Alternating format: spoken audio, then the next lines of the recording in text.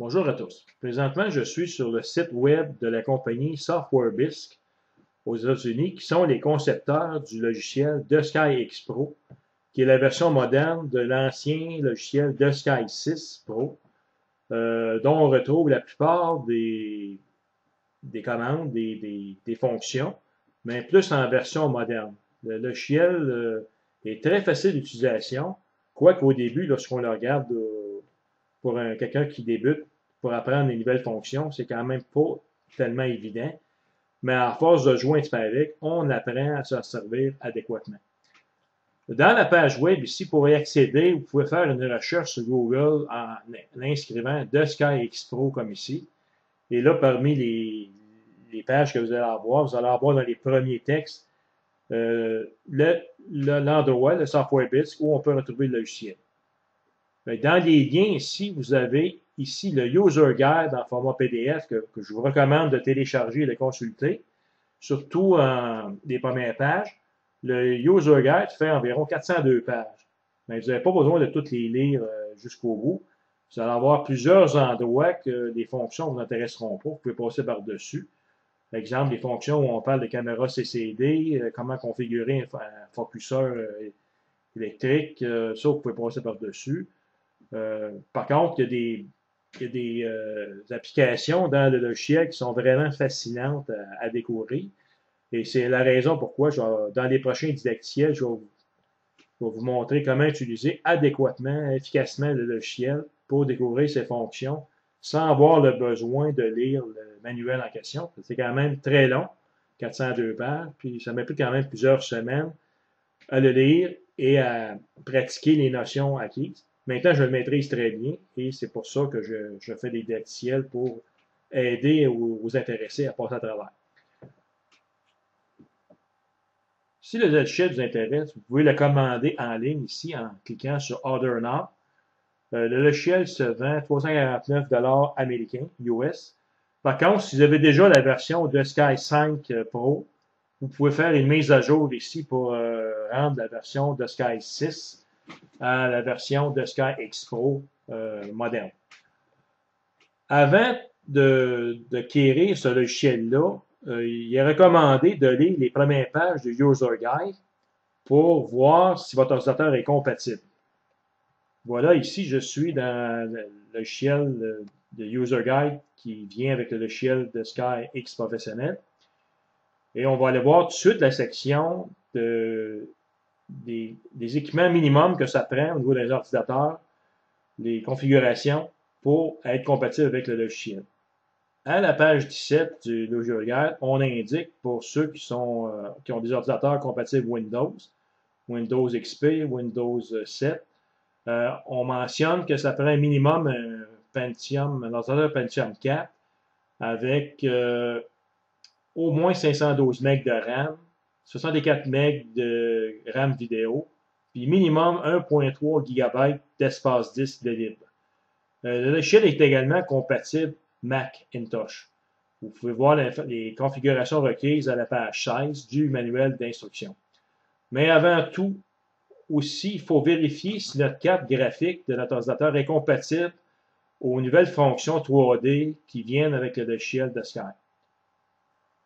À la page 14 du manuel d'utilisation, on parle d'un petit logiciel qu'on appelle DeSkyX Compatibility Test ici, qu'on retrouve sur la page du lien ici, DeSkyX Compatibility Test Page.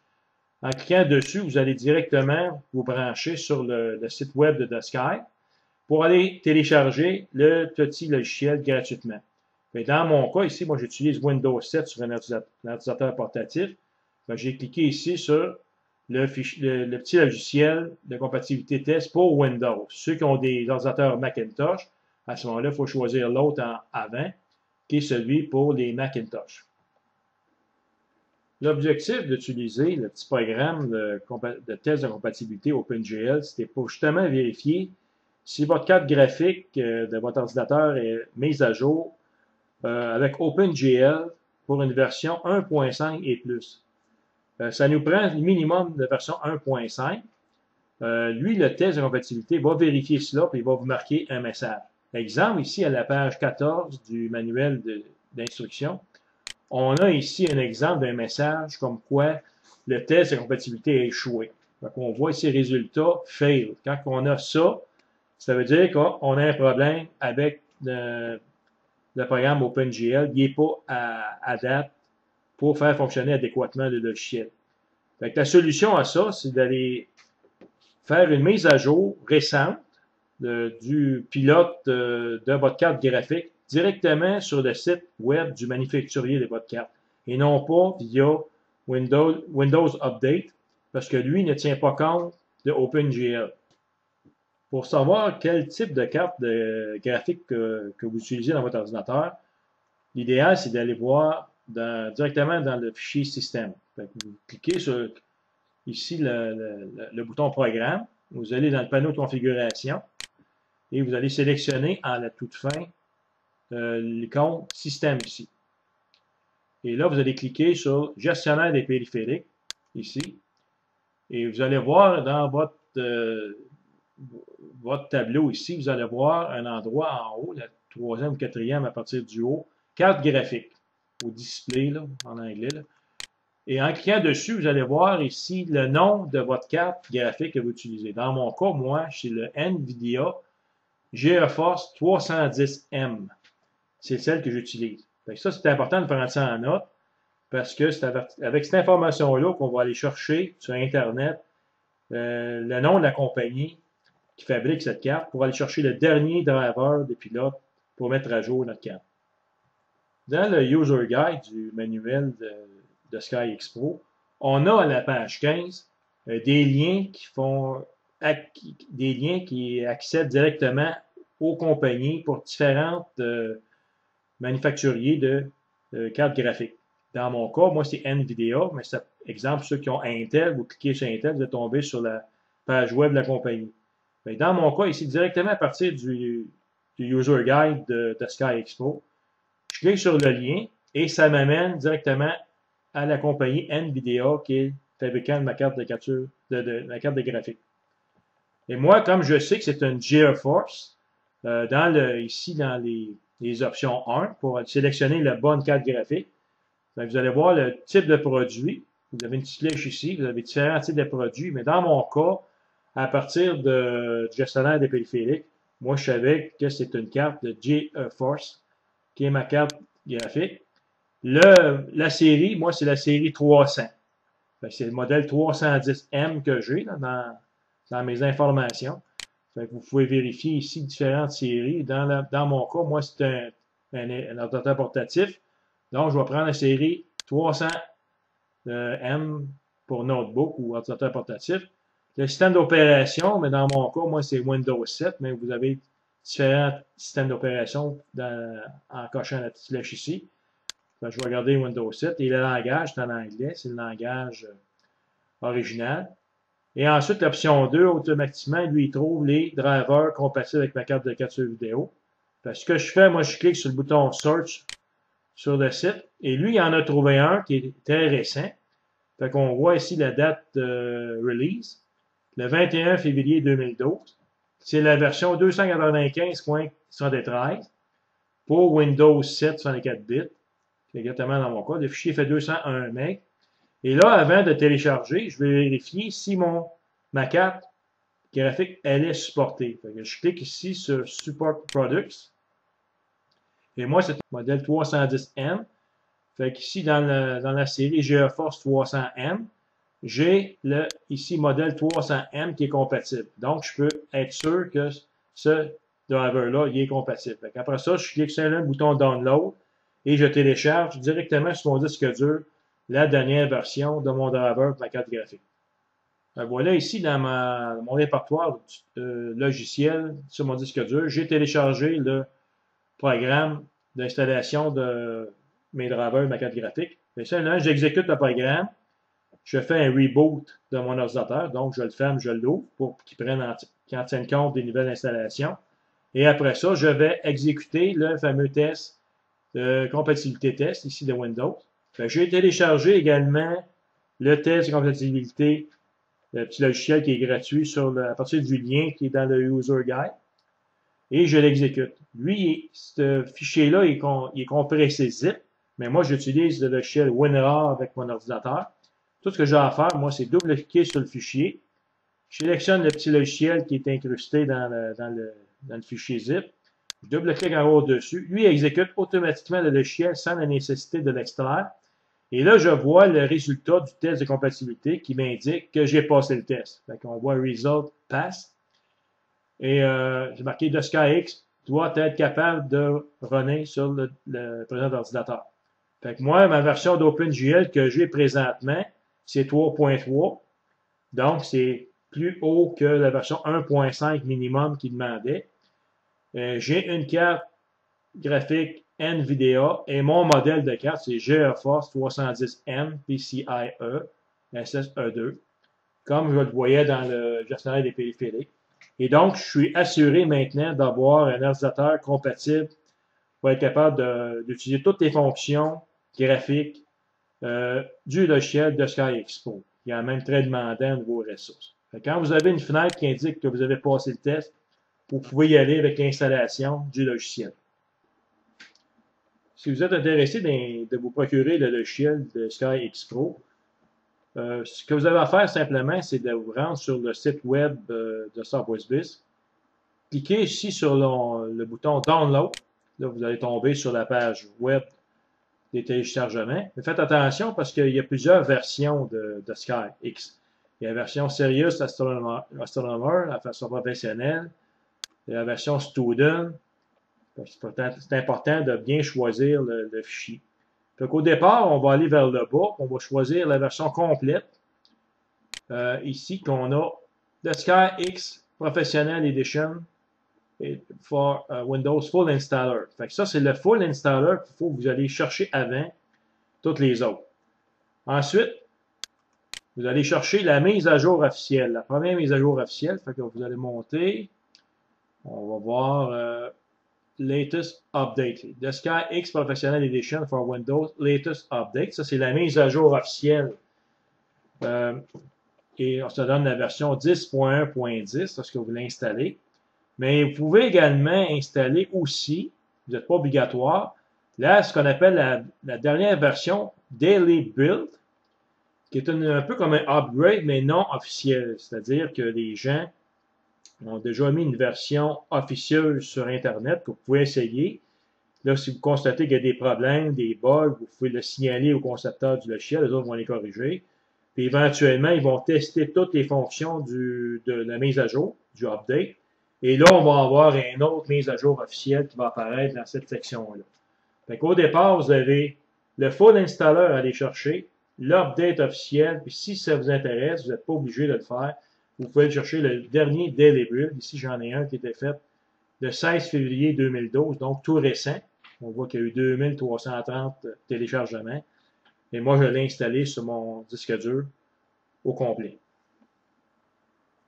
Une fois que vous avez le logiciel, le full installation et la mise à jour officielle en main sur votre disque dur, vous exécutez au départ la fonction du full installation. Donc, la pleine installation, c'est la première chose à installer.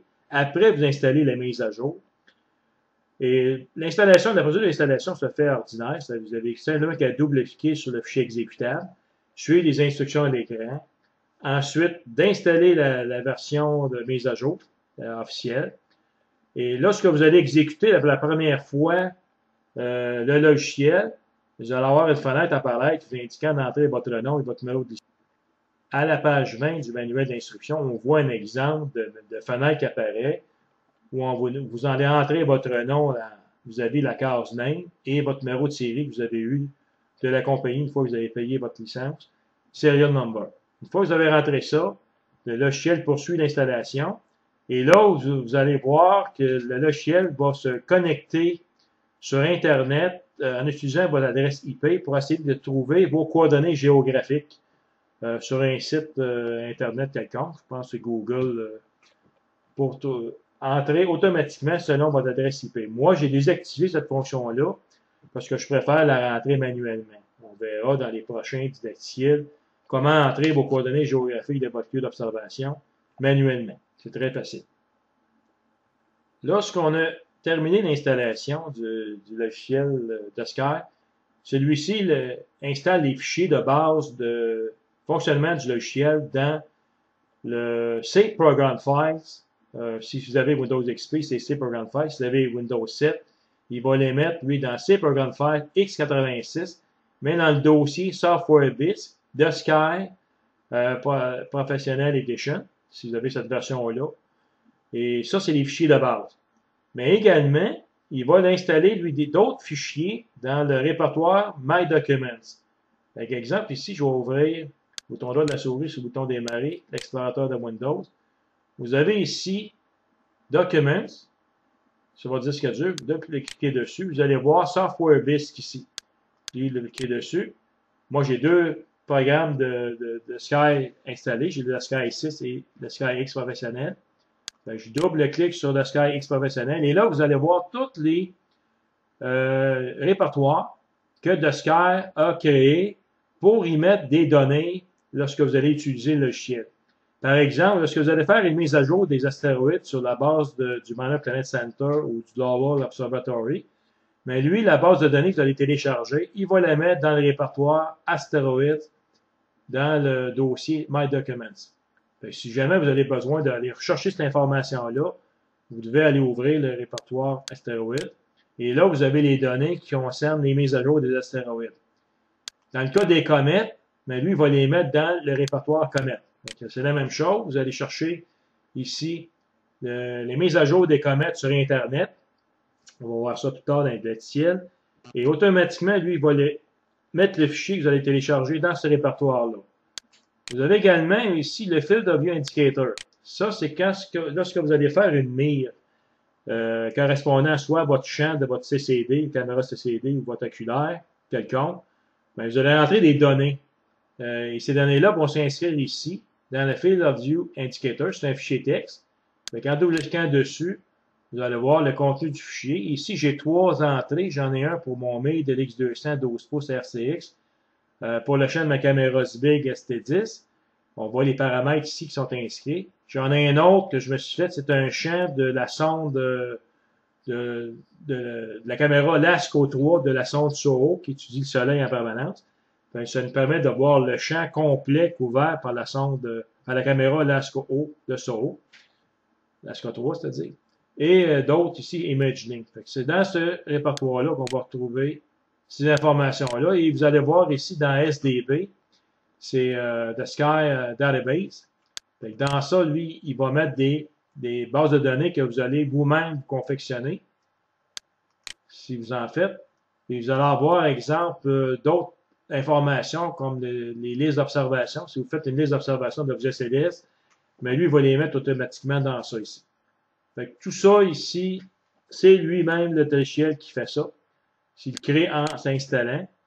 Vous allez trouver ça dans My Documents sur votre disque dur.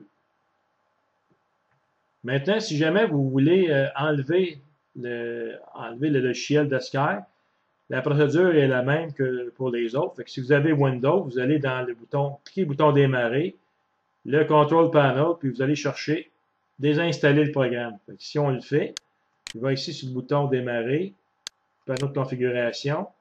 Là, je vais aller voir plus bas, programme et fonctionnalités. Je double-clique dessus. Dans la fenêtre, je vais aller sélectionner plus bas le logiciel de Sky X professionnel ici. Et je clique le bouton en haut ici, désinstaller. Et Windows va complètement désinstaller mon logiciel de Sky X Pro du disque dur. Une fois que vous allez avoir installé le logiciel au complet, faites un reboot. Et là, vous allez voir apparaître une icône sous forme de X avec l'inscription de Sky X Pro dessus. Vous double-cliquez dessus. Et là, vous allez ouvrir le logiciel de Sky. Bon, ici, vous avez une fenêtre qui saute. Ce ne sera pas nécessairement la même que vous. Tous les paramètres de cette fenêtre-là est configurable. On va voir ça dans les prochains didacticiels. Mais pour l'instant, on va voir où on trouve l'aide en ligne et le fameux User Guide, le guide d'utilisation. Vous cliquez sur le LPC. Si vous voulez voir la version de The Sky, si elle est bien installée, et en même temps la version d'OpenGL, vous cliquez ici About The Sky X. Fait que moi, j'ai installé la dernière version du upgrade, qui était le 10.1.11. Puis maintenant, j'ai le dernier, j'ai installé la version 5392 du Build Daily Grill ici. Fait que ça donne l'information. J'ai une version d'OpenGL version 3.0 et j'utilise le SkyX Professional Edition. Maintenant, si vous avez besoin du User Guide, celui qu'on a utilisé depuis tantôt, vous cliquez ici dans l'aide, le deuxième onglet, qui est le User Guide qui est ici. C'est le même que vous pouvez télécharger sur le site web de TopOSBisc. Et vous en avez pour 402 pages. Fait qu'on on voit en parcourant le texte, vous avez des images d'écran qui expliquent plein de fonctions. C'est tout en anglais, malheureusement, pour ceux qui ne sont pas bilingues. Et ça vous permet de voir les différentes fonctions et de les manipuler. C'est quand même long à lire en anglais et à manipuler en même temps. C'est pour ça qu'avec les didacticiels animés et que vous allez voir prochainement, moi, je vous conseille de regarder et d'exécuter les fonctions pour apprendre beaucoup plus facilement à utiliser le logiciel. Il y a également ici l'aide en ligne que vous pouvez utiliser, qui est en fait des références au guide d'utilisation. Ici, si n'importe quel endroit que je vais cliquer, je vais retrouver exactement les mêmes références que j'ai dans le manuel d'utilisation. Vous pouvez faire ici un outil de recherche. Exemple, si je rentre ici Image Link dans l'outil de recherche, je vais cliquer ici sur Search. Là, il va me donner les liens qui vont me parler de Image Link. Exemple, ici, je peux avoir ArtScale Image Link. Si je clique sur ça, on va m'indiquer comment utiliser la fonction de Using ArtScale Image Link. Vous pouvez faire n'importe quelle recherche à partir de l'outil Search ici. Je pourrais rentrer, exemple, aussi Labels, pour savoir comment afficher les labels, les informations. Fait ici, je clique dessus et on va m'indiquer exactement la procédure pour afficher les informations de mes objets célestes. Fait que ça, c'est dans l'aide. Il y a également sur le site web de SoftwareBisc, ici dans l'onglet Support. Si vous avez des problèmes ou particuliers, mais il y a possibilité de vous abonner à une liste, un forum de discussion. En cliquant le bouton Support sur le site web de SoftwareBisc, vous allez voir de SkyX Forum. Et si vous utilisez la version de SkyX Professional Edition, vous cliquez dessus. Et là, vous allez tomber sur le forum de discussion qui parle de plein de sujets du logiciel de SkyX Pro. Également, vous avez un outil de recherche ici. Exemple, vous voulez faire une recherche sur Image Link. Vous rentrez l'information à Image Link, vous cliquez le petit look à droite. Et là, on va vous amener au message qui mentionne le Image Link.